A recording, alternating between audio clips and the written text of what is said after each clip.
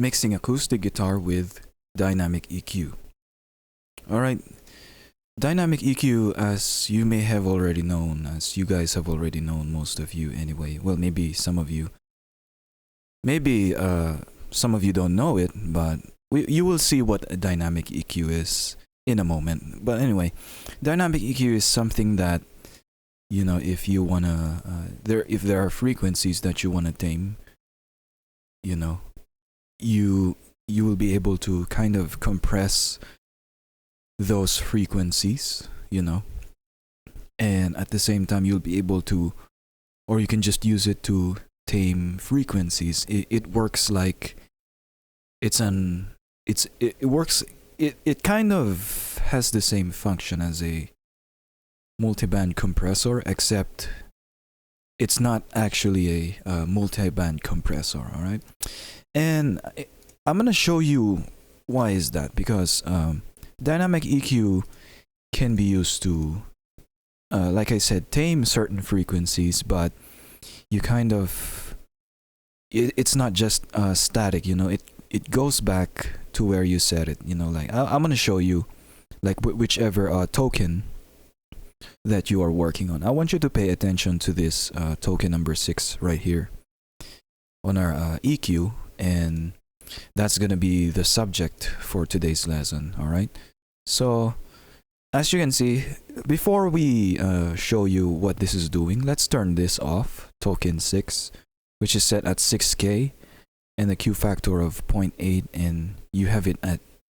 gain setting at 8 decibels, range is at negative 18 decibels, threshold is at negative 37 decibels, fastest attack, which is 0.5 ms, and the release of 30 ms. All right, let's turn that off for a second, and let's see how our acoustic guitar sounds without this boost right here. All right, let's see. Just the compressors and other, you know, plugins. All right, I want you to pay attention, all right, to the EQ, to this particular frequency. All right, see how the acoustic guitar sounds. Here you go.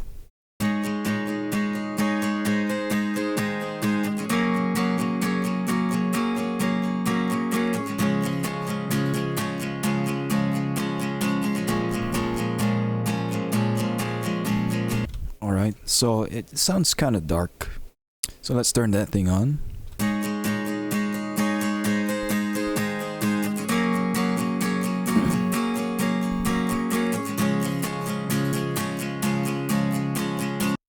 Alright, so as you have noticed, it sounds a little bit brighter.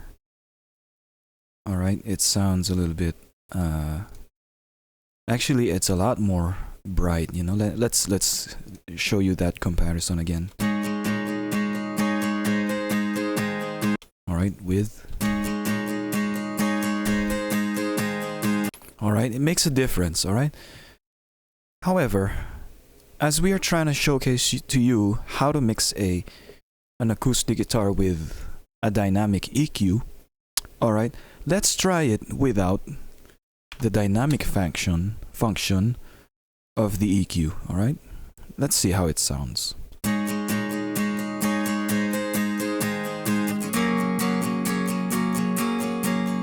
Alright, it sounds too picky, you know, too much pick.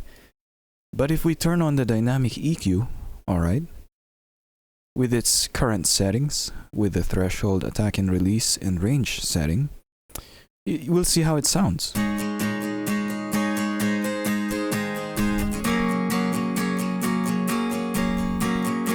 Alright, it's not too picky, but it still sounds brighter. You know what I'm saying? And that, my friends, is the power of a dynamic EQ. What a dynamic EQ can do is, alright, if you have the right setting of attack and release, you can deal with that too much pick, not enough of the actual notes sound, and still have those harmonic frequencies that you will get from a steel acoustic guitar, provided the guitarist is using a pick. You will still get those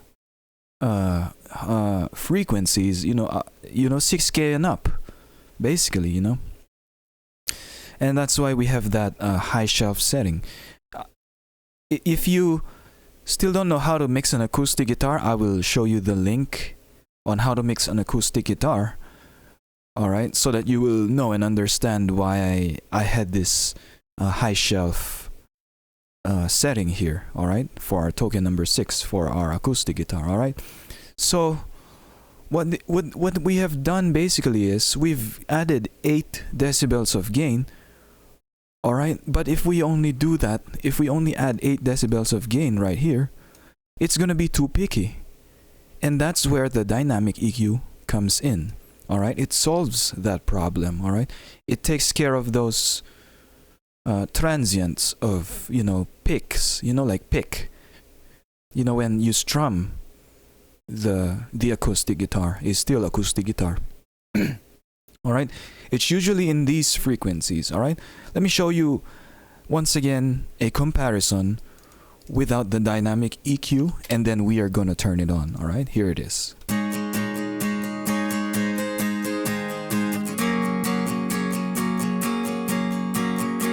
Alright, now let's turn it on. Let's turn on the dynamic EQ, let it do its thing.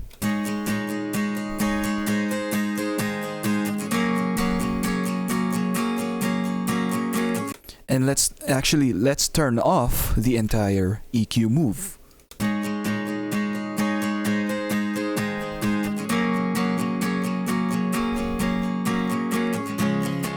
Alright, if you have a static EQ, you will not be able to achieve this sound right here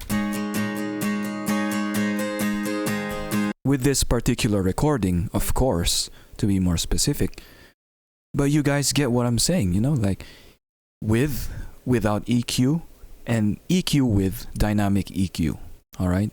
And that is the result, you know. So you're able to tame those loud pick parts, you know, as the acoustic guitar is being strummed, all right?